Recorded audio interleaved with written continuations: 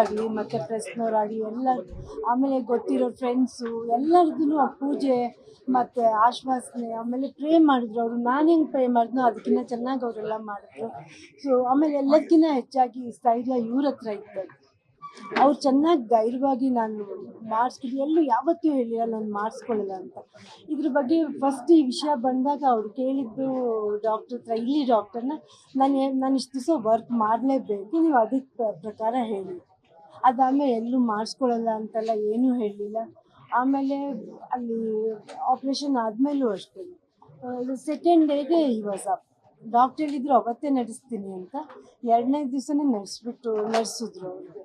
Every day ಈ became better and better. ಆಮೇಲೆ doctor ನಮಗೆ ಇದ್ರ ಬಗ್ಗೆ, ಯಾಕಂದರೆ ಹೀಗೆ ಅವರು ಇನ್ಸ್ಪಿರೇಷನ್ ಆಗಬೇಕು ಬೇರೆ ಜನರಿಗೆ ಅಂತ, ಯಾಕಂದರೆ ಏನೂ ಮುಚ್ಚಿಡಲಿಲ್ಲ.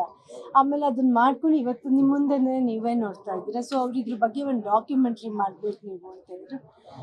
ಏನೋ ನಾನು ನಿಮಗಿನ್ನ ಚೆನ್ನಾಗಿ ಒಂದು ಸ್ವಲ್ಪ ಇಂಟರ್ವ್ಯೂ ಮಾಡಿದ್ದೀನಿ, ಶೂಟ್ ಮಾಡ್ಕೊಂಡಿದ್ದೀನಿ.